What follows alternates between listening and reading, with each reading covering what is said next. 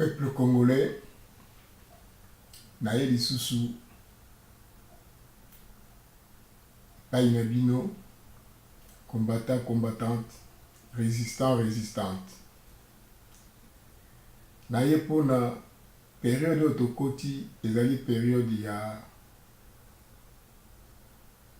moto na moto alakisa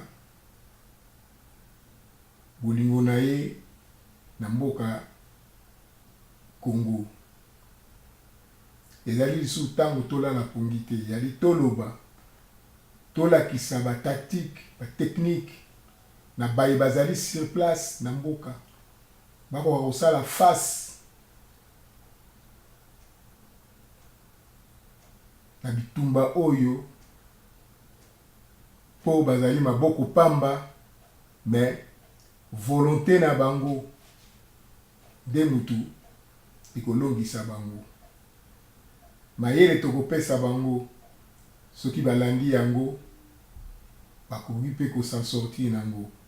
Biso awa na diaspora nyeloko tokosala ezali mpo tosunga bango. Tokosunga bango na ba moyens financiers, na ba moyens matériels. Peuple congolais, diaspora, butinda na bambongo na ba famille sikoyo ezali sikoyo bongo pona koluka kobimisa mboka na biso na pasi. Tozali na ba connaissance oyo tozui awa. Ba connaissance wana moyen to utiliser yango awa ezali te. Mais na mboka na biso tokoki ko développer yango. Toyebi mundele soka yoki ke tosimbi mboka na biso moko sikoyo. Na banza po aloba ako réfléchir deux fois. La République démocratique du Congo a été élue lundi pour siéger au Conseil des droits de l'homme des Nations Unies avec 151 voix sur 193. Les membres de l'Assemblée générale des Nations Unies ont voté pour l'admission de la RDC au sein de l'institution pour la période de 2018 et 2020. Mais mboka oyo bakoti na kati ya Nations Unies na droit de l'homme pour ba siéger na droit de l'homme. Le même mboka oyo kala mingi te Goma lelo yo epeli moto. Boyoka témoignage ya Lusha na Goma bongo to continuer. Madame Ronika, vous êtes activiste qui détient lancé ce qu'on appelle le vivant. L'objectif c'est quoi?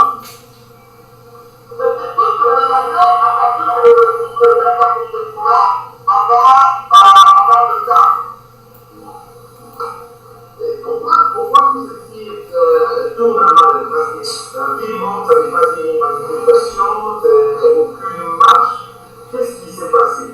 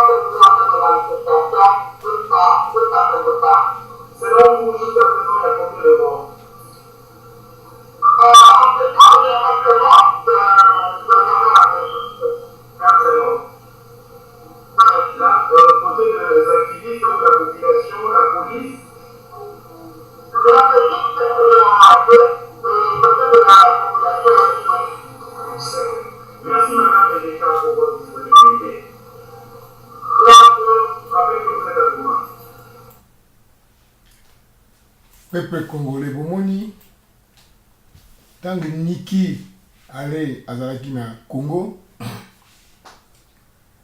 Félix azongi na Lubumbashi, bayambi na plus de 1 million de Kinois, police a bougé te. Sikoyo mwasi azongi, bana lusha babimi, basa la manifestation pacifique, et pourtant c'était journée morte. Police aye koluka bango tina babalabala na bango. Et ce n'était pas seulement la police, c'était la police et certains éléments de l'unité de la garde républicaine qui n'ont pas bien digéré les actions de ces jeunes se sont vite déployés sur place pour tenter de disperser ces derniers. Alors que, Mawuti ko passé na droit de l'homme. Nous on a droit de l'homme. Et Madame Minique, Amoni Yangote, Ayoki Yangote, Alobini, peuple congolais. Faut-il une fois de plus paraphraser Patrice Emery Lumumba en rappelant que l'histoire du Congo ne s'écrira à Washington, ni à Bruxelles, ni à Paris, mais ici sur notre terre et par nous-mêmes. Biso moko.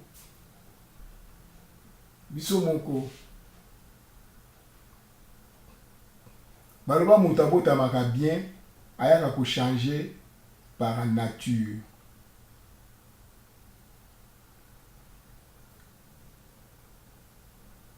Congolais abotamaki bien, a commis Zaïrois Mobutu, alakisi Masanga Bralima, a commis Soula. Kabila ye a profité na yango, alinga tinga masiko na pouvoir. Peuple congolais, bakinois, banda lelo, Bralima soke ko ya faillite. Bo stopper Masanga, bo tika komela Masanga mikolo yo. Pour garder tête na bino froide. Pour etumbo ezoya, ezali tumba munene. Chaque jour qui passe, il y a au moins quelqu'un qui meurt. Il y a des personnes qui souffrent à cause de cette affaire d'élection. Les acteurs politiques congolais devraient prendre conscience de leurs responsabilités. Ça, c'était la parole de Madame Niki Allé. Mais Madame Niki Allé est en Lobaki Yango. Acteurs politiques. L'opposition a un problème, était texte, parole. Mais pourquoi Alobaki Yango carrément na Kabila qu'il faut que vous apprendre responsabilité na ye pe na batu na ye ba Kalev pour bato ba roboma batu exécutant ezali Kalev Tambe Mwamba na justice Kalev na sécurité pour na nini alobaki yango directement te na Kabila atako de diplomatie yango koya na diplomatie tango bato azokufa. Et aujourd'hui, l'accord de Saint-Sylvestre est une coquille vide dans la mise en œuvre n'a pas été reçu.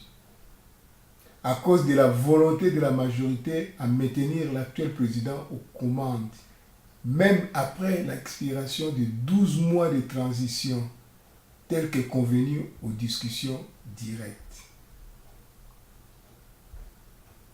Tokobima, la situation d'Engeni. Tokobima la situation d'Engeni. Peuple congolais n'a vandi, n'a calculé, n'a étudié, n'a vu, mais pour nani moi sur Madame Monique aller aille na Congo, attendre si biso mutu, biso tozo c'est le 31 décembre. Nanga lobi 504 jours. Il y a eu 31 décembre 2019, 2017, décembre 2017, décembre 2019, ya poni 2018 na tumituni ngai moko na bi mais pourquoi ngai comprendre que Madame Unique veut nous faire croire que la solution est précisément dans l'alinéa 2 de l'article 70 de la loi fondamentale lorsqu'elle précise à la fin de son mandat, le président de la République reste en fonction jusqu'à l'installation effective de nouveaux présidents élus. Cette même solution passe également par le respect du point 4.2 du même accord du 31 décembre 2016.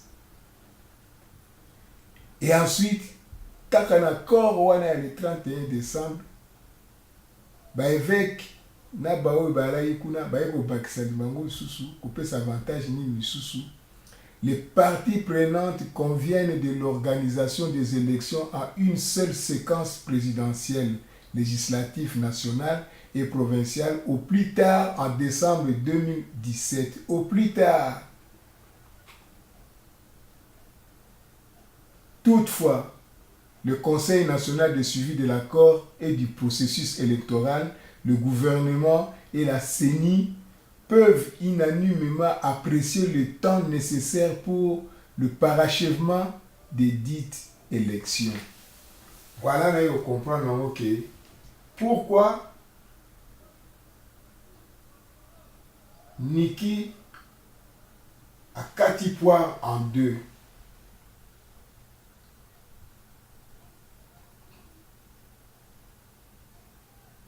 Constitution et Salamaki avant accord. Mais l'accord, pour nini, va pesaki ouverture, pour ça ouverture.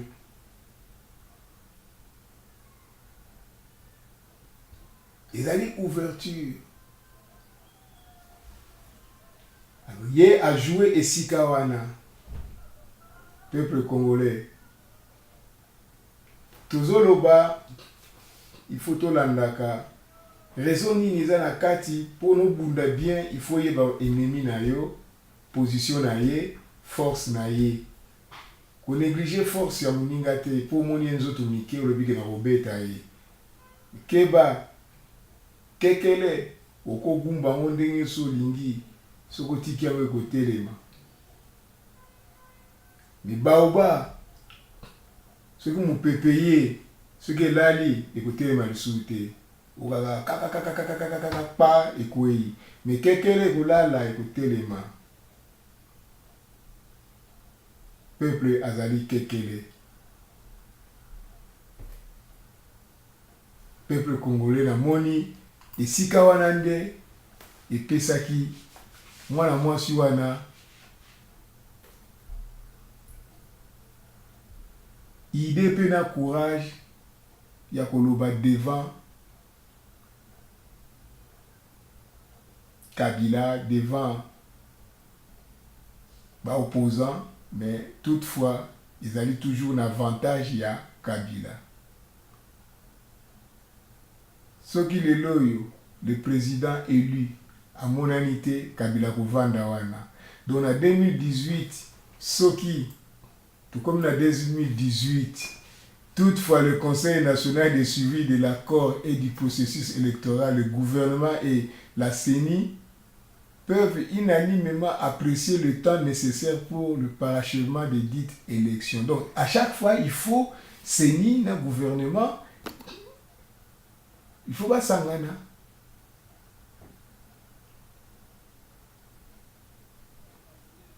Nana nina olengankoi.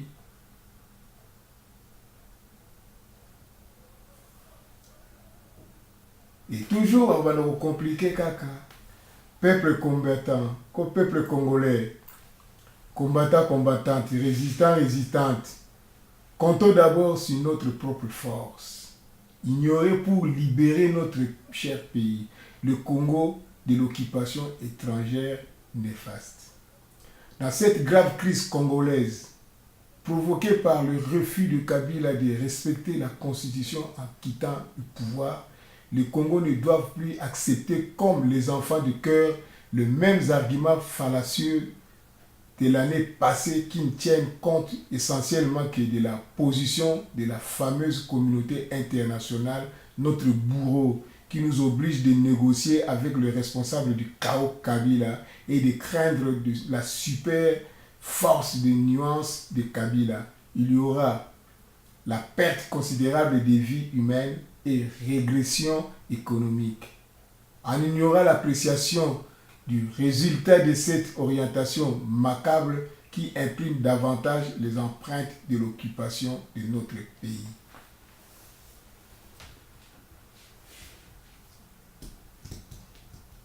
Période yango yango peuple congolais ambassadeur oyo akoluka kende kokutana na ba Tshisekedi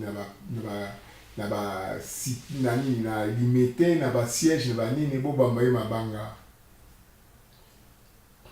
sikoyo ekomi ndenge wana moto akokutana poto akokutana na États-Unis aye po akutana na baopposant wana bomoni etanga azoya bobamba ye mabanga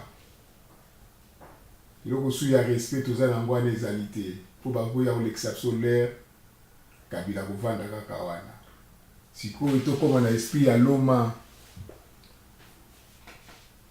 communauté internationale moko akoya koyede biso azali te déjà balobi yango Union européenne, Union africaine, surtout Union africaine baza koprofite na babien na biso Zuma aza na mine epai na biso Kagame mboka nezodevelopama ya kosakana te Sassou Nguesso ye nde moto akomi sikoyo président nango na Brazza pétrole ezosimba te akokonte na nini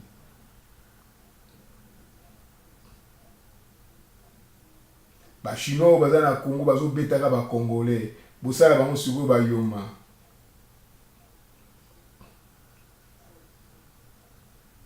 chinois nde mutu bazosimba Kabila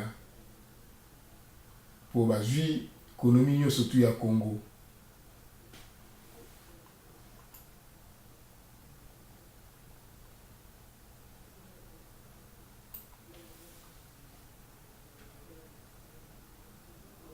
Les hommes politiques du terrain doivent se réveiller et comprendre les enjeux de la situation afin d'abandonner ce mauvais chemin de la soumission aveugle aux maîtres de la communauté internationale.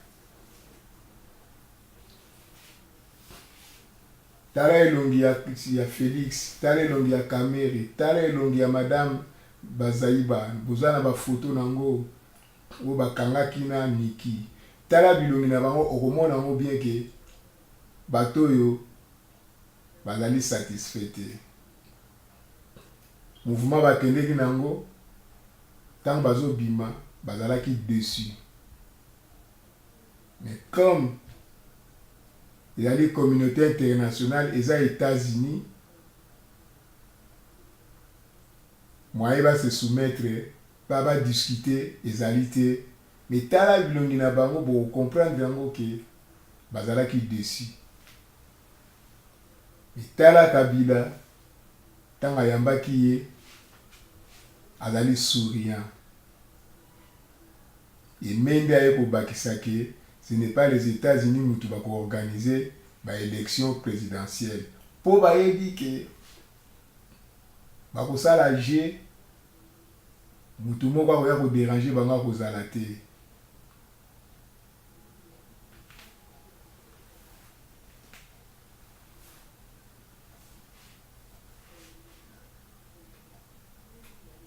Je rappelle que depuis décembre 2016, date de l'accord de dupes sous la direction de la Cinco, Kabila a massacré encore des milliers de Congolais, notamment dans le province du Kasaï, et la vie économique n'a fait que se dégrader. Lelo Cinco, alors la communauté internationale, alors la communauté internationale a intervenu na makambo ya Congo. Mais Cinco azalaki na carte ya kojouer. Aki na carte ya kojouer. baprêtre babandika moke te bake mbandaka oyo toke mbandaka bazongi moke boye te oyo toke na boye toleki le 31 décembre oyo toke na Rome papa abengisi biso na Rome ntango wana nyonso bakoki kosala makambo oyo ke ekokaki non mission ezalaki na bango Senko akamati mission oyo bapesaki soki ayaki kobunda mpo na peuple Senko akoki kozongisela Kabila te ke voilà tosali 90% ya makambo nyonso tu etikali soki 8% yo moko silisa yango non voilà encore erreur yango wana lelo Senko azo reconnaître erreur wana mais moyen rattraper yango eza te Kabila a piclé. Voilà erreur ya Senko, erreur munene Senko asalaki yango wana. Siko azo regretter yango moyen à revenir nango ezali te. C'est fini. Donc Senko atika biso to bunda sikoyo. Toi a besoin de la communauté internationale.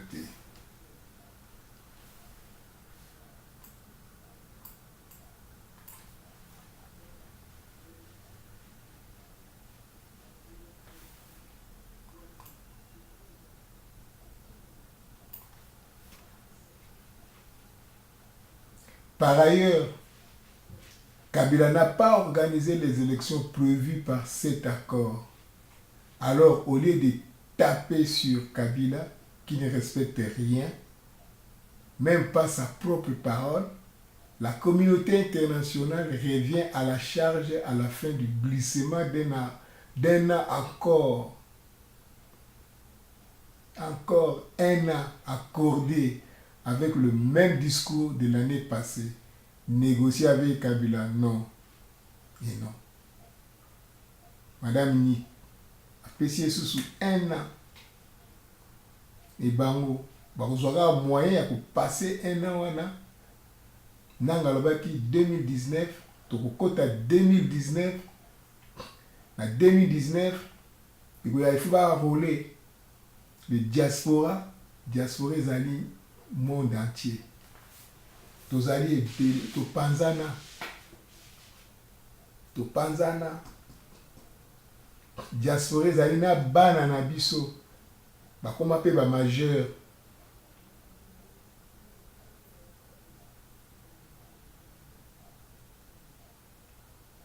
Tout ça la manifestation a minene pour to yebisa bango ke na diaspora toi na besoin ya enrôlement sikoyo te tokosala enrôlement na biso tango moto yo bakotia ye na pouvoir moto asika soki bati tembe ambassadeur oyo pa tokende ba enrôlement tango tokokota po tokozala sikoyo na nombre moko ekoki po topanza sikoyo ambassade wana wa enrôlement ekozala bato ebele tokota na ambassade po tokende ba enrôlement na lero wana nde sikoyo toko neutraliser ambassade na ndenge ekokeli na ambassadeur na bateau bakozala na kati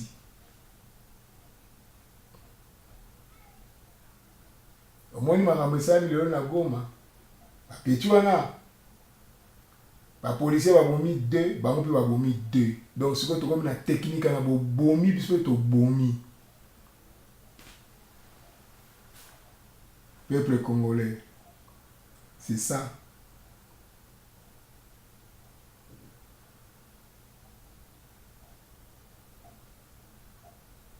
Il faut être bête pour accepter la même chanson rayée de la communauté internationale dont on connaît déjà les conséquences néfastes et les astuces de la tromperie et de la manipulation. Assurance Niki a pesi biso il y a 2018 pour alobi ne pe date te. Alobi kaka année. Assurance Nini a pesi biso. Pour alobi yango bien que soki 2018 eleki 2019 ba compter le sou na bango te mais tango po ba Kabila baza batu moko balandaka ndenge bino bolobi. Tango moi sona alobi que soki tokomi na 2019 communauté internationale s'occuper sous la bisote, occuper les sous bisote, aider les sous Congo te. Bango ba kolekisa sikoyo ba koma na 2019. Pour ba ba tanko ba koma na 2019 parce que ba yebi ke na le wana communauté internationale a kozala te mais pona nini moi so na za grand diplomate ndenge na sali erreur ya maloba peuple congolais il faut to na lisaka ba makambo ndambu okangisa yango otala na esprit na yo chance nini Kabila zozwa po bango baza bato moko ya calcul bazoloka ndenge bozoloba ndenge bazosakana sikoyo na biso ndenge accord elobaki 500 seni gouvernement faut basanganaka po baapprécier babala koapprécier soki bango 3 wana balobi ke moyen te so bongo bobaluka constitution elobi il faut un nouveau président élu pona nini bakotisaki sur constitution na kati ya accord pona nini mwana mwasi oyo aye koloba ngo clair ke après 2018 makambo nyonso ekoleka na Congo etali bango te donc bapesi ye lisusu feu vert asakana na biso toleka 2018 mpona 2019 moto akokota yango aza te mais ye aza na basoda peuple congolais to banotanga sikoyo bacartouche bachargeur ya basoda wana ifo to banoyeba bango boyo basoda baza na biso babana koyebisaka biso ke chargeur moko ezokota combien de masasi po to banokontaka ntango azwa kobeta yango po toyeba ke esili mpona kokanga ye na maboko pine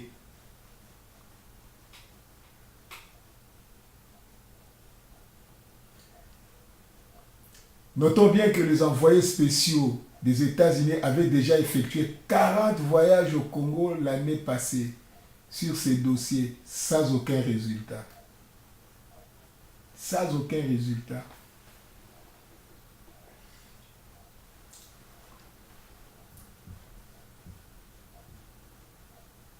« 40 voyages. »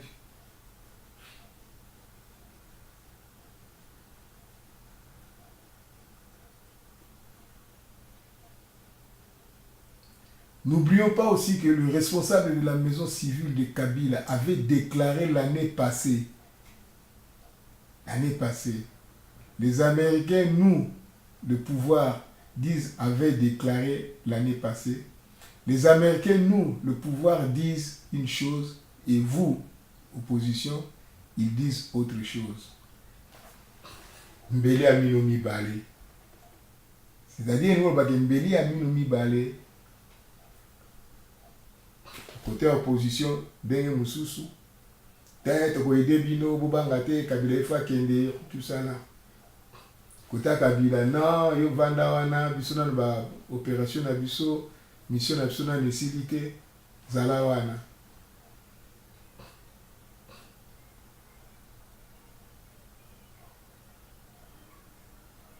zomon responsable la maison civile ya Kabila responsable po bango balande ngwana so bango ya mamba babwakeli bino sikoyo liloba moko be mystique moko boye bino bozokende pa na bango me bayebisaki biso boye le bino ntango bokomona bango bopoza na biso ntango bakomona bango le batula bango ke bino bolobaki na bato oyo boye mpo na nini tokoyamba bino lisusu te non bazoyamba kaka peuple congolais sikoyo eza makambo ya biso moko to régler ba compte na biso na ndenge na bango na ndenge na biso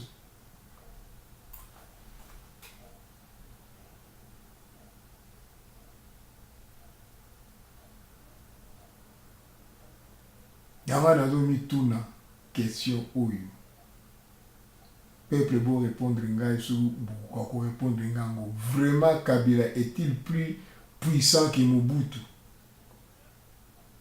Saddam Hussein, Kadhafi, ou les présidents de Yougoslavie, d'Égypte, de Tunisie?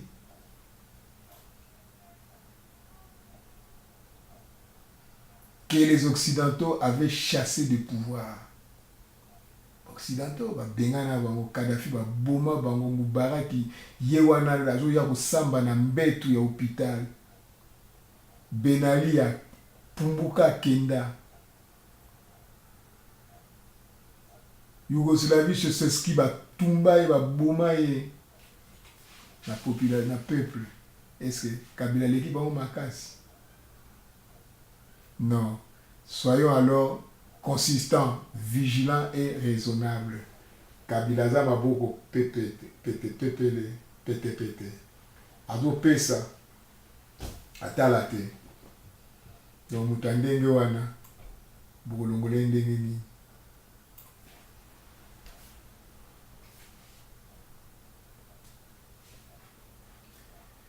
C'est pourquoi j'insiste sur le fait que nous, les Congolais, avons quand même une force redoutable de déstabiliser le régime du Kabila.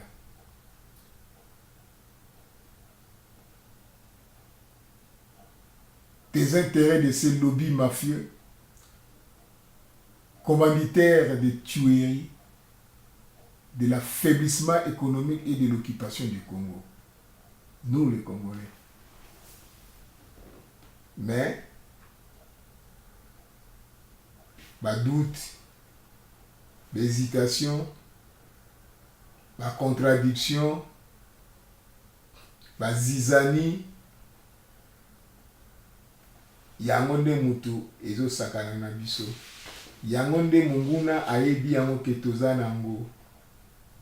Aboma ye nzala, akolulila nzala, tango kopesa biloko, ye tuna ye nano liboso, pesa ye mibeko na yo, soko andimi yango pesa ye biloko akolia, soko andimi yango te tika ya kufa.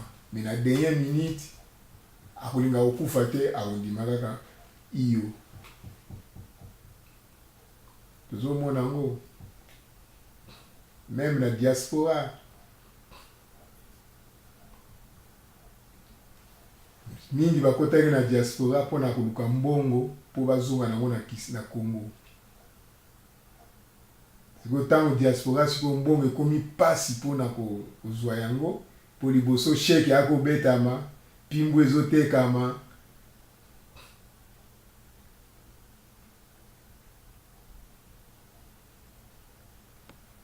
Baboîte à lettres bazotia basheke na baboîte à lettres bazokobenda yango. Sikoyo ekoma sikoyo virement directement na compte, bongo ekomi pasi, no ekota ekomi pasi. Donc baluki na bango na ndenge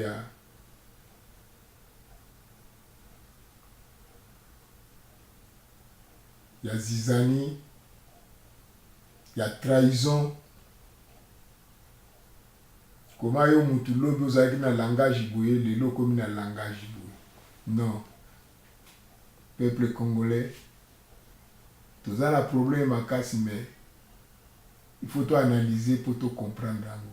Donc moi so na yaki na Congo pona koyebisa biso alinéa 2 ya article 70, alors que alinéa 2 wana ya article 70 yango nde mutu ezalaki kobimisa mobulu, yango nde mutu mende akoloba biso tozokende na alinéa 1, bamende ya biso bokende na alinéa 1, biso tokende na alinéa 2. Mais comme par hasard, bomoni te ke Niki aye kaka pe na alinéa 2. Banani bazoba, banani bazo comprendre te. Mais de toute façon, biso ba peuple, 2 mandats, 3e mandat, non. Tokanga miwani. Balinéa na bango itali biso te.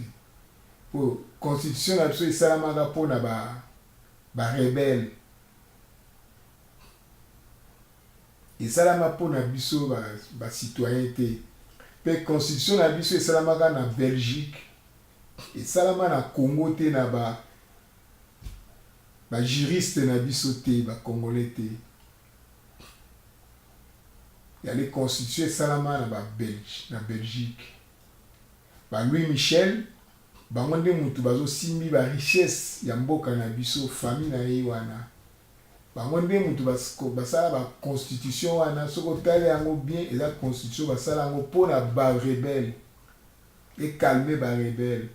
La preuve en est que au début il y avait 4 présidents de la République. Alors que constitution il y avait 4 présidents de la République étaient. Vous comprenez non?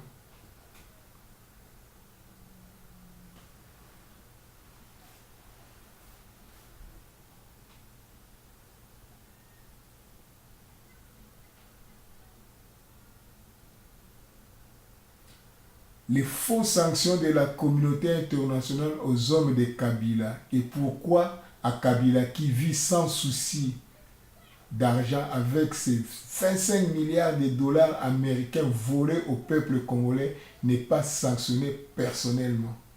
Pourquoi il va sanctionner la réalité? Tout le monde en France va saisir moi les anani. Il va saisir de bien mal acquis, va saisir l'hôtel. Moi, un ex-président d'Afrique, tout le temps, communauté pour avoir un problème dans le sauté. Il faut saisir, il amende il y a 30 millions d'euros à Kufuta. 3 ans de prison avec sursis. Pour nous, il va saisir bien parce que il sous un pouvoir, il a besoin d'un terrain à Bango le sous. Il va aider un terrain mon côté. Mouta soko le puissant où il y a dans la place il y a l'homme fort soko comme président aux sala pona bango ba bengi homme fort mais pona nini Kabila ye moko 25 milliards de dollars américains volés de bien mal acquis n'est pas sanctionné personnellement sont insignifiantes par rapport aux sanctions internes congolaises, comme par exemple la désobéissance civique, un des leviers de l'application de l'article 64 de notre Constitution.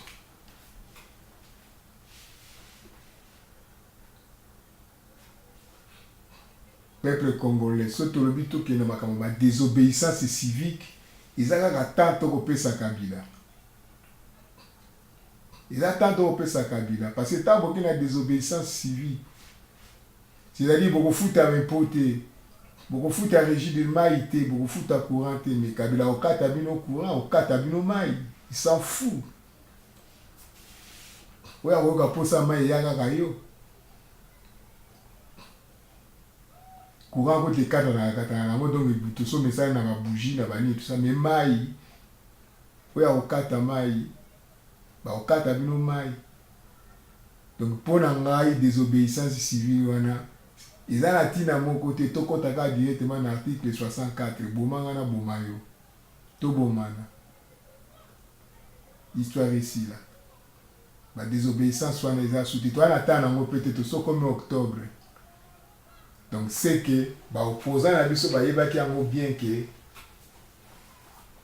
élection sera impossible dans le 31 décembre 2017. La question, il faut pas expliquer du sango. Il faut pas expliquer du sango. Beaucoup de ça va monter, opposant, on a Kamere, Félix, Zaïba, Faïlou, non. Il faut pas répondre ici quand on a très bien. Accord, il y a Kachat et Lobaki, avril 2018. Bango baye non, Katiango non, le 31 décembre.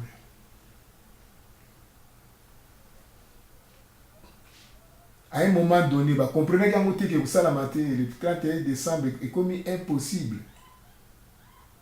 Yango peut-être sous moi la mois sur un aïe le novembre sur octobre na Congo. À mon octobre novembre. Ce que le but que non Kabila il faut le 31 décembre. Élection Salama, Aboubima bête. On a dit non 2018. Mais, opposant à la sur Kamere, Félix, Faïlou, Pierre Lumbi, bamonaki yango te que le 31 décembre ekozala impossible. De toute façon peuple congolais biso bakalkile na bango etali biso te, bakalkile na bango etali biso te.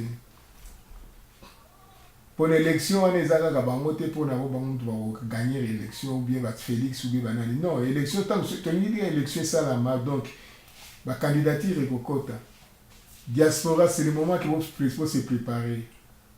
Tout ça, le gouvernement parallèle. Tout ça, l'élection, tant que vous avez pata-pata, tout ça, l'élection présidentielle à partir de Awa. Le 31 décembre, l'élection que vous avez été, vous avez bien aussi que vous avez été, mais bien sûr, le 31 décembre, tout ça, l'élection présidentielle à la diaspora. Vous avez un candidat, vous avez un candidat, vous poser sur quoi la candidature na bango le 18 novembre tant au kutana et pas ya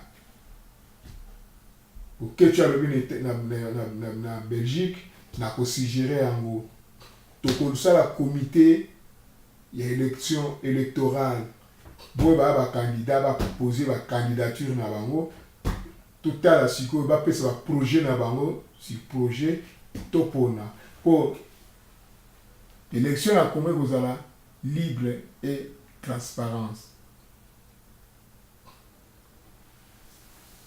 Donc, il y a un terrain. Mais ceux qui vous saluent en côté na binope, vous allez là-bas foufou.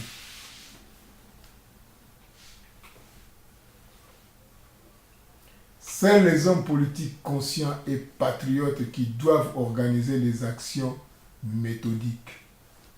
Eh oui. Eh oui. Eh oui.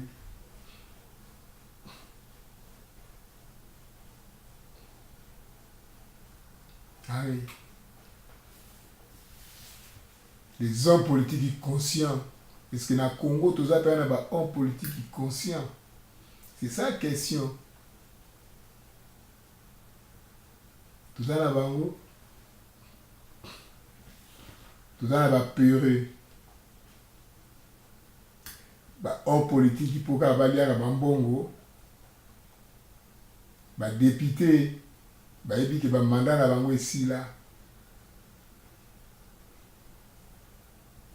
O mususu batindaka yo na Kamere, ministre de l'économie, parti na yo lobi bima, oboyi ko bima, ozo servir Congo na ndenge nini. Parce qu'il y a parti na yo soko bien ba kotia mutu mususu izaka ka yo te, mais yo soko bimé za symbole opesi mais rien. Donc conscient, est-ce que vous avez politique conscient, vous avez homme politique conscient? Non. Vous savez pourquoi la peau avait un terrain na yo.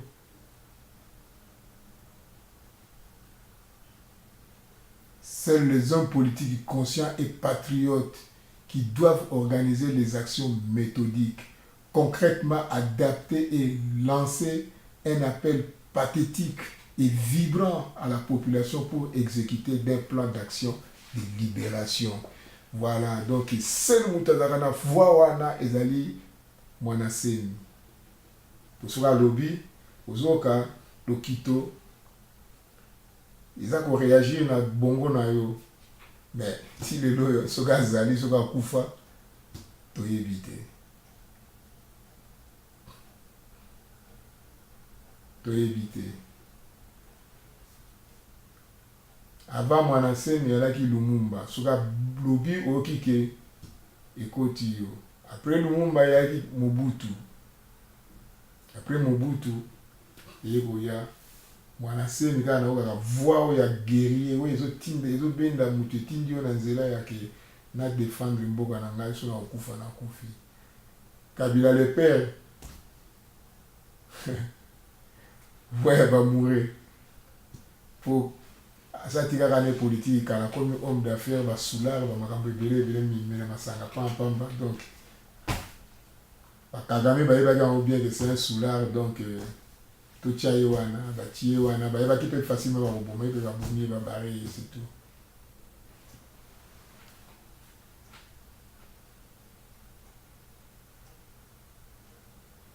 appel pathétique et vibrant.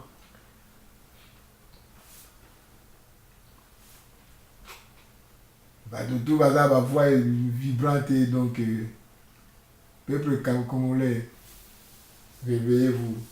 Moi, je suis un petit louche à Basali. Et pourtant, à Kinshasa, il y a un Goma qui a la moto. Pour nous, il y a un moto. Si vous avez une moto à Goma, vous là, pour Egolala. Vous vous concentrer sur vos forces sur le côté où on peut neutraliser bango. Le côté où vous avez la vide. Mais ce qui est temps pour qui que Goma peli moto, qui ça c'est fallait peli ça. Mbandaka peli ça. Peuple congolais, vous avez kansango ya nini. Vous avez mon j'ai ya mayoto, bien j'ai ya kukule lombe.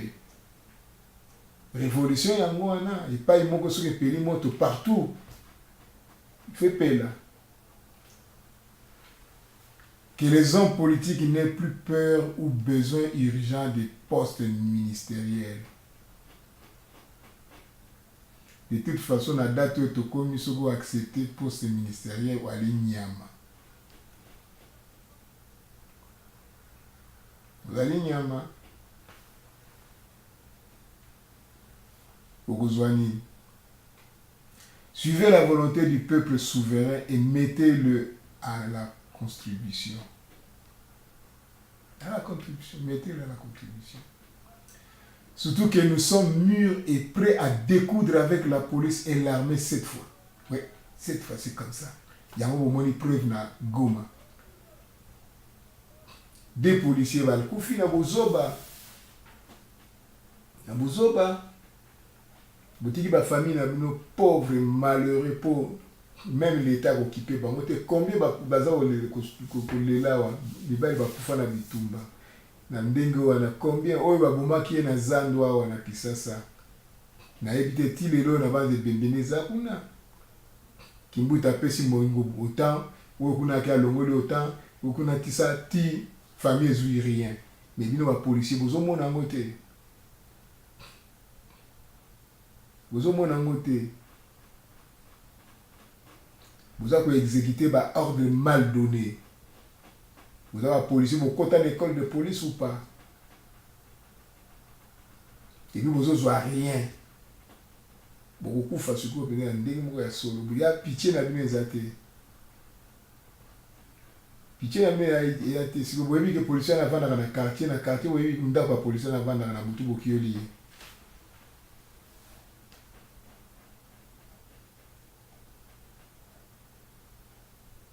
Nous sommes plus nombreux que de tous côtés, nos mal sont infinis. C'est ça qui a dit Villon.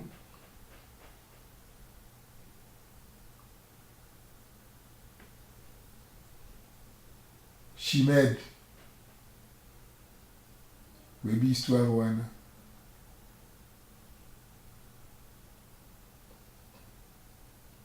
Père, moi, ça a bomi père naé. Si vous avez ça la ligne, avanger, il n'y a pas de moi si. Avanger père ou à couper la moi si. Il y a un cambo où il y a un soldat, il y a un police, il y a un aux autres rien, aux autres qui nous robons un peuple na yo. Boye Sabino, biso, pourquoi? Est-ce que yo y bien ou bien que na simana yo mutu ya kusuko sali ya mote mutu ya kuboma yo donc ba Rwandais ah to ko c'est la Rwandais petro te po na armée na biso baleki mingi ke quelques ba Rwandais bazawana wana ya makamba lukuta kale baza Rwandais mende aza Rwandais olenga nkoi aza Rwandais, Chibala, aza Rwandais.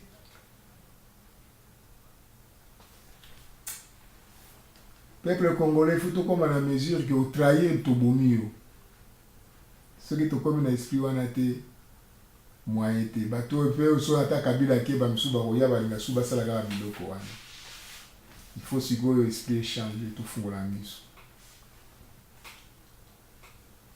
Nous sommes plus nombreux que de tous côtés, nos mal sont infinis. Je suis sûr que nos actions sont légitimes. Chaque homme et femme a sa spécialité. Et ses actions doivent être exécutées. Nous surtout à la spécialité, nous sommes à la spécialité en Mbeli. Soka boaki Mbeli ata na me kilomètre boni fezwa yo. Nous sommes à la spécialité ya Likwangola. Soka boaki Likwangola ba ife kota yo. Nous ali moi. Nous sommes ça c'est kota kete. C'est le moment. C'est le moment siko ya ko utiliser babilo ko anyo surtout. Ma puissance wana yo surtout. Ko kayene pa ba chef coutumier pour ba chef coutumier ba suna puissance te.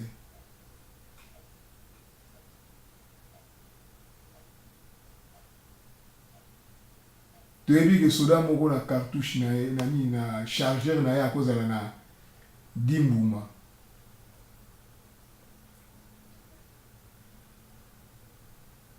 Tobimaki 1000. Nakati ya 1000 na toyeba ngo bien ke 10 il faut bakita potozwa mutu wana. So bino suko 1000 bakumotala na ke ngai na boy ngai te. Mutu wana kolalisa bino 10 bokimi. Il faut le suko boyeba ngo bien siko cartoucheur moko eza na combien de cartouches. Il faut bolinga boyeba ngo peuple congolais la kinois. Bobino ba na Congo, il faut boyeba siko yoko. Ba nombre ya soda moko na cartouche boni. Na chargeur na ye. Ce que ça dit 10 va aller 5 donc il y a 50. Tant que vous allez 1000. Vous tirez à 950. 950 on a besoin. Vous avez tout. Vous avez tout. C'est qu'il faut étudier à mon dénouement. Tant que il y a 20, vous voyez déjà qu'il y a 20, 5, 5, 10, il y a 200. Vous allez 1000. Vous voyez que 200 et que là, 800 va nous avoir. C'est comme une dénouement.